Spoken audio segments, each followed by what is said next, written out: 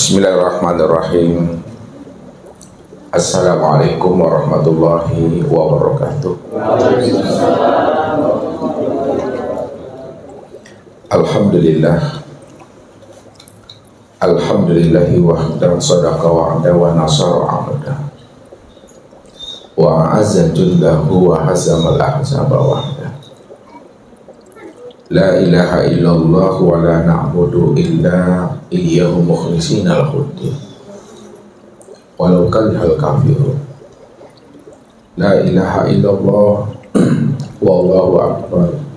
Allahu akbar walillahil hamd. Asyhadu an la ilaha illallah wahdahu la syarikalah wa asyhadu anna Muhammadan abduhu wa rasuluhu la nabiyya ba'da. Faqala Allah Ta'ala fil Qur'anil Karim, A'udzu billahi minasy syaithanir rajim. Bismillahirrahmanirrahim. Hafizu 'ala sholawati wa sholatil wusta wa qumu lillahi qanitin.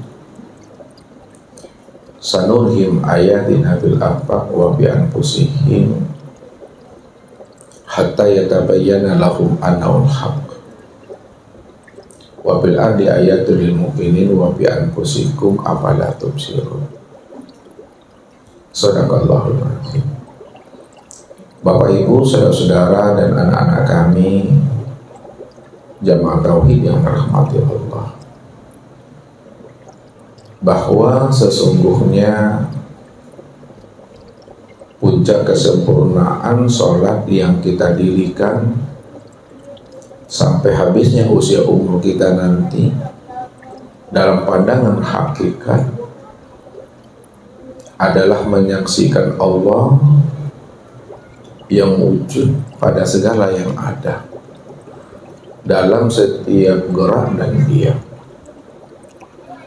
Jikalau kita tidak mampu melihat dan menyaksikan Allah yang wujud pada segala yang ada dalam setiap gerak dan diam, maka ibadah sholat kita itu dikatakan ibadah yang batal, ibadah yang menghayal, ibadah yang penuh dengan imajinasi. Inilah yang disampaikan oleh baginda Rasul Shallallahu Alaihi Wasallam kepada kita ini. La tasihul ibadah illa bi ma'rifatil ma'bud. Tidak sah salat yang kita lakukan jikalau kita tidak mengenal dan menyaksikan yang kita ibadati. Maka bagaimana supaya salat dan ibadah kita yang kita lakukan itu betul-betul sah, betul-betul diterima dan dipandang oleh Allah Subhanahu wa Ta'ala? Maka wajib bagi kita Bapak Ibu untuk mengenali akan hakikat salat itu sendiri. Orang yang telah mampu mengenali akan hakikat salatnya, maka insya Allah mudah-mudahan sholat yang kita lakukan itu tidak lagi penuh dengan imajinasi dan khayal. Kenapa? Karena sholat yang telah mengenal dan menyaksikan, disitulah dia mudah mengingat akan Allah itu. Inilah yang kita coba untuk memahami lebih dalam dan lebih halus lagi, supaya setiap ibadah yang kita lakukan itu mesti sampai kepada nikmat itu sendiri Bapak Ibu. Makanya Allah jelaskan di dalam surah Al-Baqarah ayat 238. Kata Allah, hafizu ala sholawati was sholatil wusta wa qumu lillahi qanitin. Peliharalah olehmu akan sholatmu dan sholat wusta, dan dirikanlah olehmu sholat itu betul-betul untuk Allah dan lakukanlah dengan khusyuk. Bagaimana kita memahami ayat ini Bapak Ibu? Maka malam ini kita mencoba untuk memahami ayat ini supaya kita mampu mengenal dan memahami akan hakikat sholat itu sendiri. Supaya sholat kita itu betul-betul sholat yang sudah menyaksikan akan Allah itu sendiri. Untuk lebih paham dan lebih jelasnya Bapak Ibu, kita coba untuk menuliskannya di papan tulis.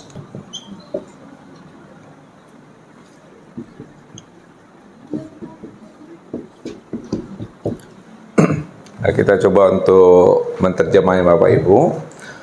Hafizu ala sholawati. Hafizu apa artinya? Hafizu, hafiz, hafiza, pelihara olehmu, jaga olehmu. Ya, apa yang mesti kita jaga dan kita pelihara? Ala sholawati, yaitu sholat. Was sholatil wusta, dan sholat wusta. Wa qumu lillahi qanitin, dan dirikanlah olehmu sholat itu lillahi, ya, karena Allah atau untuk Allah, qanitina, yaitu khusyuk atau khashiin. Nah, jadi maksudnya Bapak Ibu, Allah seru kita Bapak Ibu untuk menjaga dan memelihara sholat kita. Jadi sholat yang kita jaga dan kita pelihara pada ayat ini itu adalah sholat secara syariat. Nah, sholat secara syariat itu maksudnya sholat yang 5 waktu itu. Sholat Isya, ya, apalagi? Subuh, zuhur, asar, maghrib, dan saya, ada 5. Ini yang secara syariat, jaga dan pelihara sholat Isya, subuh, zuhur, asar, dan maghrib itu. Yang kedua, wassolatil wusta, dan sholat wusta. Sholat wusta itu kalau kita lihat dari 5 waktu sholat ini, sholat Isya, subuh, zuhur, asar, dan maghrib. Kalau Ustadz gini kan, tangan Ustadz sama Bapak Ibu, mana yang di tengah nih? Yang di tengah nih, ini wusta. Siapa nih? Kalau kita ambil zuhurnya dulu, zuhur, asar, maghrib. Maghrib itu wusta dalam satu pandangan ulama. Yang kedua, ulama jelaskan sholat wusta itu yang di tengah ini adalah, ya, Isya, subuh, zuhur, asar. Asar jatuhnya, asar dengan maghrib. Itu ulama fikih, ulama syariat dalam hal menjelaskan bahwa sholat wusta ini ada yang menjelaskan namanya sholat asar, dan ada pula yang menjelaskan namanya sholat maghrib. Namun makna hakikatnya sholat wusta itu adalah sholat daimun nih, kolbu, sholat ruhani. Ya, secara hakikat yang wusta yang di tengah itu maksudnya adalah hati. Ya, hati ini disebut namanya sholat daim. Sholat daimun itu maksudnya pelihara sholat yang 5 waktu, dan senantiasa pula kamu menjaga dan memelihara sholat daimun, yaitu sholat yang ada pada wilayah qalbu, itu ruhani. Daimun itu yang berkekalan, itu maksudnya. Kemudian yang ketiga, kata Allah, wa qumu lillahi qanitin, dan dirikanlah olehmu sholat yang 5 waktu dan sholat daimun itu betul-betul untuk Allah. Qanitina, qanitin itu maknanya khashiin, atau khusyuk. Jadi dirikanlah sholat itu betul-betul dengan khusyuk. Khusyuk itulah makna daripada hakikat sholat yang kita dirikan. Kalaulah makna hakikat sholat yang kita dirikan itu adalah qanitin atau khusyuk, Sholat yang qanitin itu ukurannya apa Bapak Ibu? Salat yang khusyuk itu apa standarnya? Kalau kita buat standarnya, ukurannya tentu ada standar ukurannya.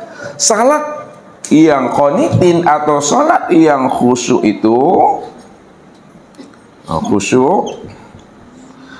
itu standarnya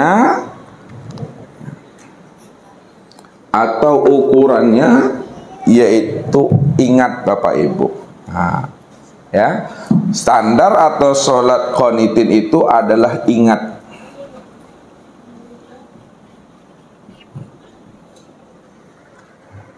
Inilah yang Allah jelaskan, innani anallah la ilaha illa ana fa'budni wa aqimis sholata li zikri.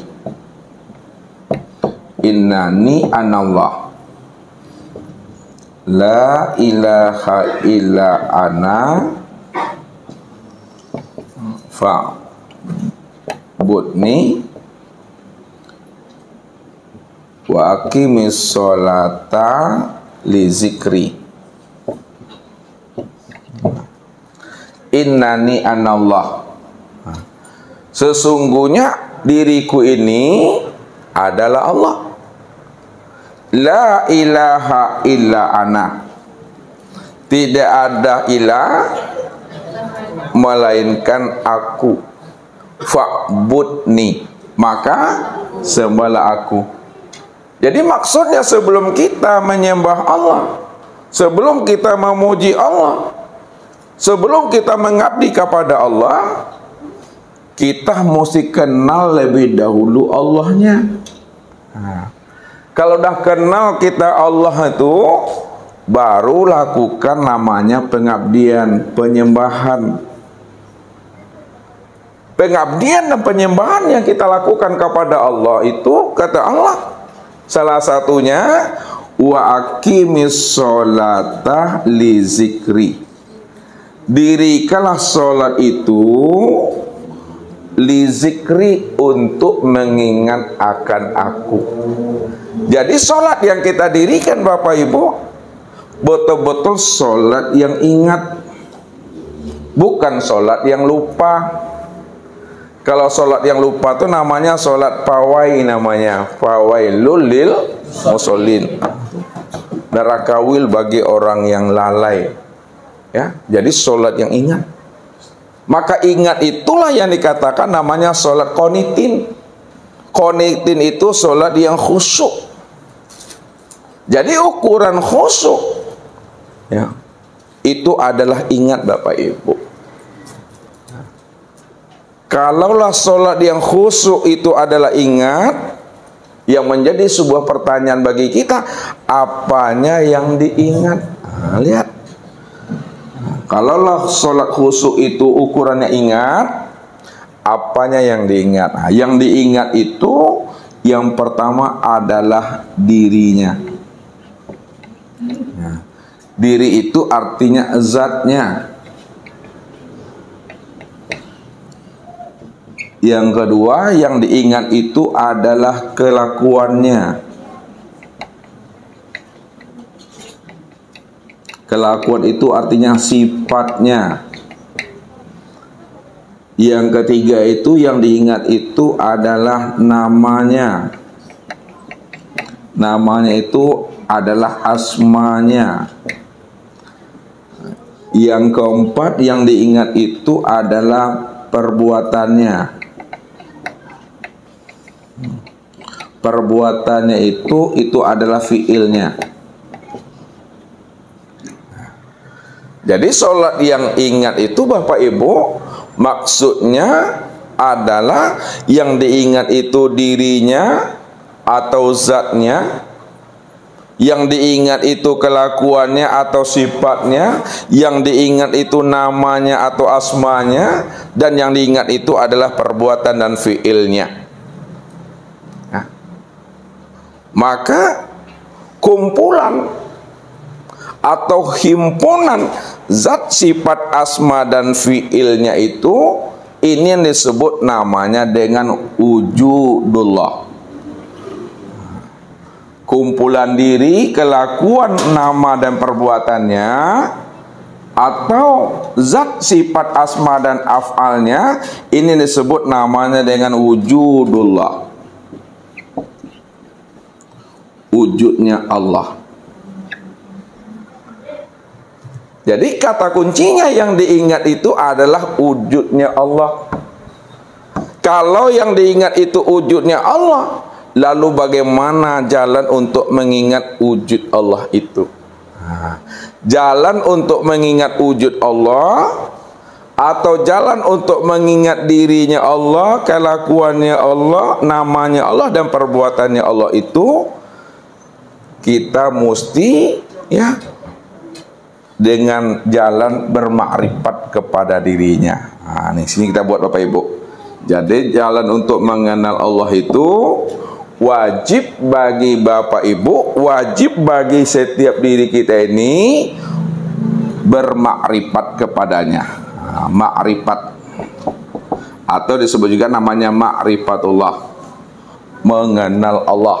Nah, kalau sudah makrifat kita Bapak Ibu, maka makrifat itu yang akan menuntun Bapak Ibu sampai kepada musyahadah. Musyahadah itu kepada penyaksian.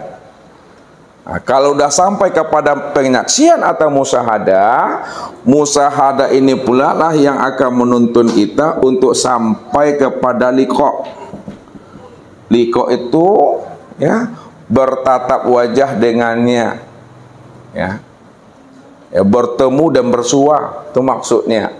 Siapa yang sudah liqa, liqa inilah yang akan menuntun kita sampai kepada zuk, rasa rindu, rasa bermanja-manja, ya. Dan zuk itu pula yang akan menuntun kita sampai kepada nikmat. Jadi Bapak Ibu, kita tidak akan pernah bisa mengingat akan zat Allah, takkan pernah bisa kita akan mengingat sifat Allah, asma Allah dan fiilnya Allah atau perbuatan Allah tanpa melalui ma'rifatullah, tanpa lebih dahulu kita mesti mengenal akan dirinya. Nah, jadi wajib mengenal dulu, ya. Nah, kalau sudah mengenal, insya Allah mengenal itu yang akan menghantarkan kita kepada penyaksian. Penyaksian itu yang akan menuntun kita kepada pertemuan, perjumpaan, bertatap wajah. Nah, liqa, pertemuan dan bertatap wajah itu yang akan menghantarkan kita kepada zuk, rasa nikmat, rasa bermahabbah itu. Dan zuk itu yang menghantarkan kita kepada nikmat yang sebenarnya. Lalu bagaimana jalan makrifat kepada Allah? Nah, kalau ingat itu mesti jalannya makrifat, bagaimana jalan makrifat? Bagaimana jalan mengenal Allah? Jalan untuk mengenal Allah itu Bapak Ibu, itu ada 5 jalannya. Jalan mengenal Allah itu 5 jalannya. Ya. Yang pertama, kita mengenal namanya asal usul diri.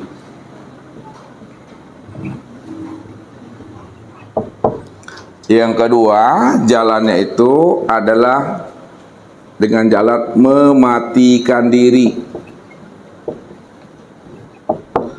Yang ketiga, jalannya adalah melalui sifatnya, melalui sifat. Yang keempat, melalui nur, melalui nur. Dan yang kelima, dengan cara memfanakan diri, ya, memfanakan diri, memfanakan diri di dalam diri. Nah, jadi 5 jalan ini Bapak Ibu adalah jalan yang akan menghantarkan diri kita itu sampai kepada pengenalan terhadap Allah. Nah, dari 5 jalan ini, mana jalan yang paling mudah? Mana jalan yang paling cepat? Mana jalan yang paling senang? Sebenarnya Bapak Ibu, kelima-lima jalan ini mudah dan senang semuanya. Tergantung anugerah, hidayah dan petunjuk saja. Ya. Nah, jadi kita ambil satu, ya. Ya, dari satu itu nanti kita hubungkan dia kepada 5 itu supaya kita tahu, ya. Nah, dengan jalan mengenal diri. Nah, ini kita ambil dulu. Nah, supaya kita bisa mengenal Allah, wajib kita ini mengenal akan diri. Nah, ya.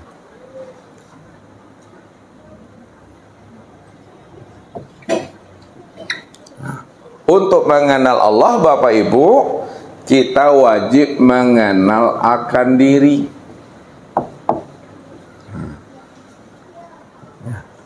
Siapa diri kita ini? Allah beritahukan kepada kita tentang diri kita. Kata Allah tentang diri kita ini, al-insanu sirri wa ana sirruhu. Insan itu, dirimu itu adalah rahasiaku, dan akulah yang menjadi rahasia dirimu.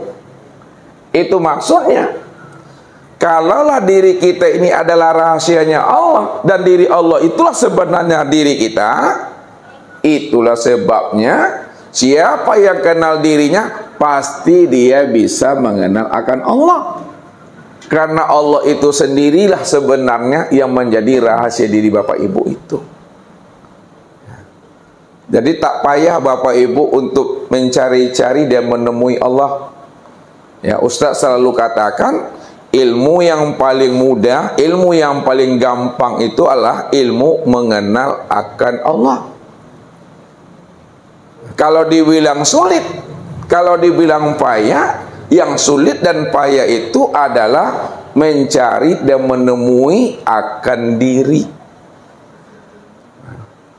Kata kuncinya, kalau Bapak Ibu telah mampu menemui dan mengenal akan diri, insya Allah akan bertemu, bersuah dan bersobok dengan Allah itu. Contoh kata Ustaz, ya, kita tak perlu belajar namanya tentang pedas Bapak Ibu. Kenapa tak perlu kita belajar tentang pedas? Makan sela lado tu, lado lah itu Bapak Ibu.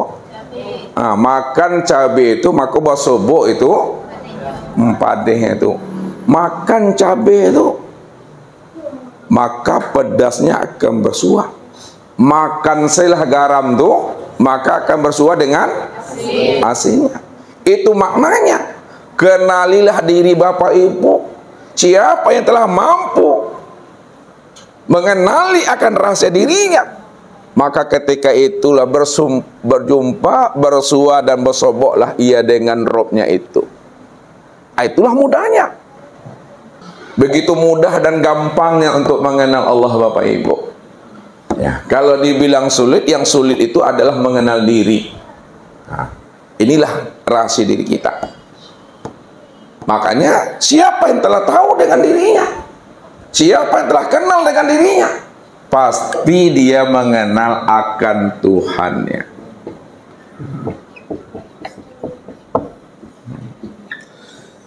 Ya, siapa yang telah kenal diri, pasti dia kenal akan Tuhannya. Man arafa nafsahu faqad arafa rabbahu. Man arafa nafsahu, barang siapa yang telah kenal dia akan dirinya, faqad arafa rabbahu, pasti ia kenal akan Tuhannya. Makanya kenali dulu diri. Kalau udah kenal diri, siapa diri, pasti kita kenal akan Tuhan. Tapi kalau kita tak tahu dengan diri, bagaimana kita kenal akan Tuhan? Diri saja tidak tahu, bagaimana kita akan mengenal Tuhan?